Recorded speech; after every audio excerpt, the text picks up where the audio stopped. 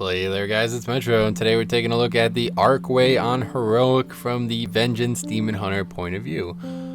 A very interesting dungeon. In fact, if you don't know, it is actually gated. I guess attuned is the better way to describe it in this game's scope. There is an attunement, and it involves doing quite a few quests in Suramar, the level 110, max 110 zone. Very cool zone, a very cool idea in terms of the attunement. And we're actually in here doing a quest to complete it from the attunement, which gives very nice trinket, 825 trinket or some gloves or something. And today the two topics we're going to discuss are the talent changes as well as the dungeon itself and the idea of it, okay? Now, if you're not aware, they did some very, very different talent changes to the class. First of all, we have a DPS Demon Hunter, 2 Arcane Mages, one of which is a good friend of mine, and myself as a Vengeance Demon Hunter. Now, Vengeance Demon Hunter especially got some very big talent changes, basically shifting around the areas at which the talents are currently. Kind of allows you to take a different route, take a different path to some of the talents, and makes decisions a lot more difficult. A lot of the strong abilities that I was taking previously as the Vengeance Demon Hunter is no longer an option, so I do have to kind of reconsider. In fact, that has forced me to play the game in a whole different way, and what a surprise, that way is actually just as good, if not even better than the previous way. So you're going to see me using Infernal Leap a lot in this dungeon, and that is because I have a new talent that allows me to, when I leap, I put down a sigil of flame underneath the mobs wherever I land with Infernal Leap, right? And then that synergized with the talent that makes Infernal Leap a much longer range and a shorter CD actually makes this a talent of very good worth. It really changes anything, or everything. The big change that they had from the previous build was this Immolation build, where Immolation 100% extra damage. They nerfed it down to 50%, and now that's in the tier with the all these different synergies to the Infernal Leap. So it's very interesting. I kind of like this actually. I didn't think I would, but it's kind of cool. Now, this is different mobility. I also got rid of the charge in order to get a little bit more single target out of it. There's some very interesting abilities in the game currently as a Vengeance Demon Hunter. I hear chatter that this isn't final. It's going back to the way it was. I don't know if they mean for certain classes, for all classes, how it works, but as of right now, I was pretty pleased with the changes. A lot of people, of course, are sensationalists in this game, and whenever anything changes, they immediately think it's for the worst without even trying it. I was, slightly disappointed to see the Immolation nerf because I knew it was one of my strongest damaging abilities. But if you see the chart right now, everything's still all hunky-dory. A lot of damage coming from this Sigil of Flame. The big thing that I kind of can't decide on is, so if you're not aware how Sigil of Flame works, for example, it does 100k as soon as it explodes, and then another 100k over 8 seconds. That may not be the right number, but it's close. Now, every time I leap, I put a Sigil of Flame on the ground. It takes a few seconds to coalesce, then it explodes, and then it leaves a dot on the mob. With these incredible charges I have from the Infernal Leap talent on tier 1, I can basically put this down constantly. Now, the struggle I have here mentally is it a good idea? Do I want to let this 100k, extra 100k tick out every single time? If I do, the rotation feels quite slow. If I don't, if I put all 3 down at once, it feels heavily bursty, and in fact, a very good, it even helps a lot with single target, because these are globals that you otherwise would just be using on sheer, or, something very basic. So I'm not too disappointed with that, but I'm still wondering whether or not it's the right play. I don't know. You guys will have to tell me if you have played the class, or maybe months from now people actually know a lot better than I do. But there's a good example of kind of the difficulty of the class right there. It's difficult to get good value out of it. I'm used to being like so mobile as a Demon Hunter that it's hard not to use Infernal Leap as much as possible, and it just kind of puts the rune, the sigil, in a bad place. Oftentimes just irrelevant. You can't actually get any damage from it. So yeah, that's kind of in my mind here. I'm not really sure what the best route for actual damage is. I kind of think the burst is a little bit more important than actually keeping the dot down. You're going to get a few ticks. I don't know exactly how all the ticks work, how they flesh out, if it's how long it takes for them to actually start ticking, but I assume I'm going to get a decent value out of just making it a bursty type thing. Put 3 down at once. All 3 of them can explode at once as well if you do it fast enough. It's never going to happen, but so yeah, let's talk a little bit about the dungeon itself now. The dungeon itself is, as I explained earlier, kind of it's got an attunement. little bit different than what you expect. It's not really your typical raid attunement. This time it's basically just, you know, a solo experience in Suramar. And in fact, Suramar, you know, gives a lot of 810 to 820 gear, a lot of really cool areas in Suramar. Some of the coolest areas ever in the video game, if you ask me. There's the entire, and where the Nighthold raid's going to be, Suramar City itself, and it is gorgeous, guys. I really implore you to get out there and check it out. It is, I've never seen a more beautiful zone in my entire life.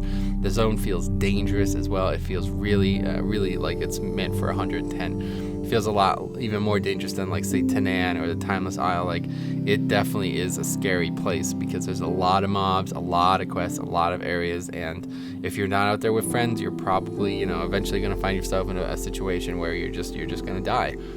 So it's kind of interesting, because what this tells me here is that they're really trying to give credence. Now, they're just real quick. See that shaman, that hex thing? It's interesting. You get hexed into a spider. I don't know what that is, but that's pretty cool if you ask me. But anyway, back to Suramar. So the location itself of the zone's in the dead center of the continent, and it tells me that they're really trying to make a play for more content paths for different types of players. The fact that you can get, you know, upwards of 820 gear, and this 820 gear can indeed upgrade to upwards of 840, just like your regular quest rewards, since everything's a quest. A lot of actually 110 questing is in this zone. I think this is probably the first zone ever in the game that had these types of max level quests. I can't think of another, to be honest. Even, you know, all the zones that you could do at max level ended up just being, you know, they were leveling content anyway. So I don't think there's ever been a precedent like this, so I'm not really sure what to expect from it or what to say from it, but all I know is there are 11 chapters to complete in Suramar.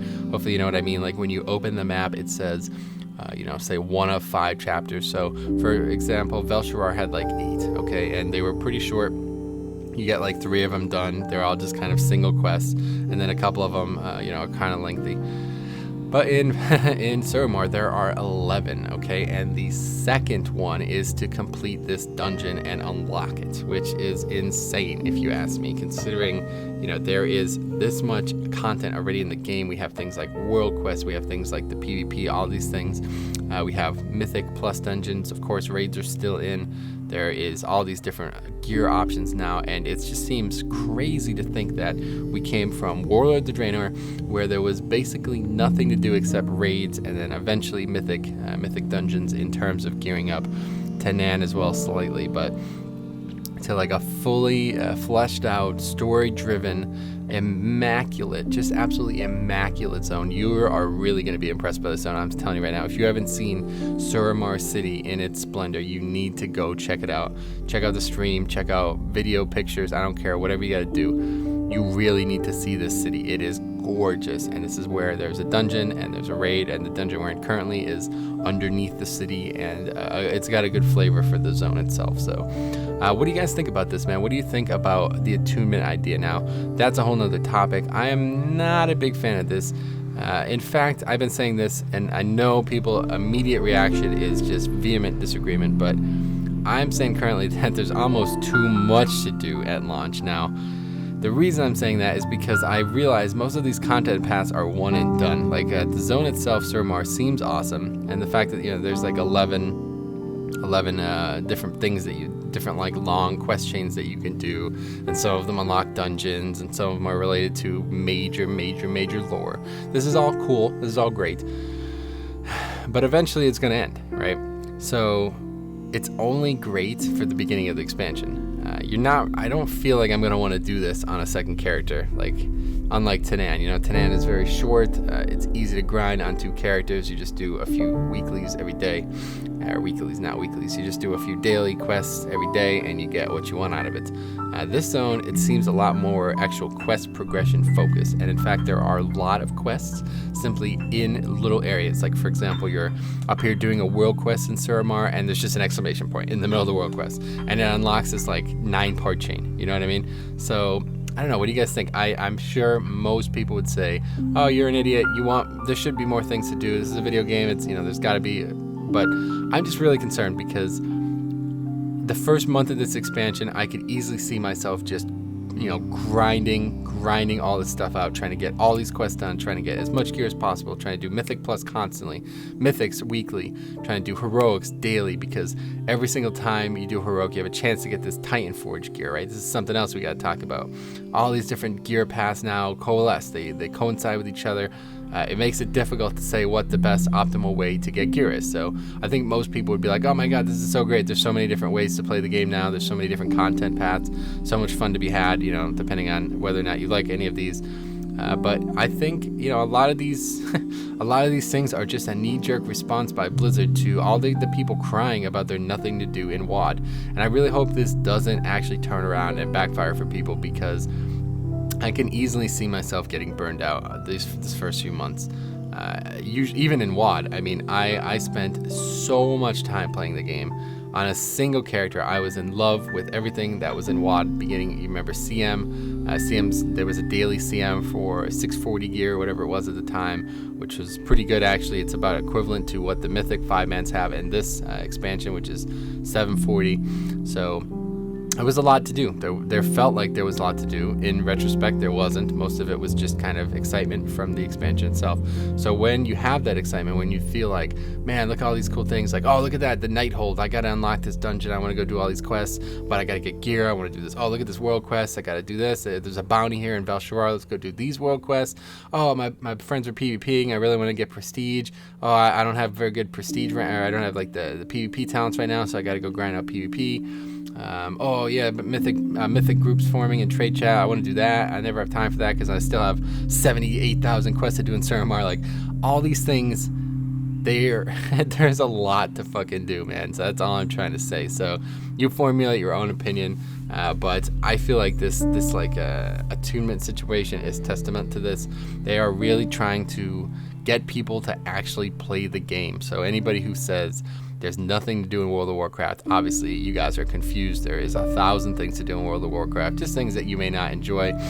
But this time, there is no way. I mean, I know people are going to say it. I know it's going to be brought up again like it always is. I can't wait to actually hear the complaints. But as of right now, I'm in love with this expansion. I'm having so much fun. I never expected to have this much fun playing at beta. I'm usually not somebody to do something like this. I usually just test the changes, record some videos, and just move on. It's not something I find myself playing. Like, I already have almost 7 days played on the beta, guys. I have a 35 to 40 hour work week every week, and yeah, I only have Friday, Saturday, and Sunday to play, really. Still raid Tuesday and Wednesday, and Thursday and Monday I work very late, so I don't have a lot of time to play after that. So I basically have 3 days to play, and in 3.5 weeks, I've logged 7 days played on this thing. You know what I mean? That should say something. I am loving the game. It is so much fun. It's unbelievable. When the beta came out, I said to myself, all right, I think I'll try it since, you know, it's a luxury to have. We got in because of the whole Legion thing. One Legion thing, of course, not the actual expansion. But anyway, we got in as press, and I figured, hey, might as well time to actually level. I hadn't leveled as of yet.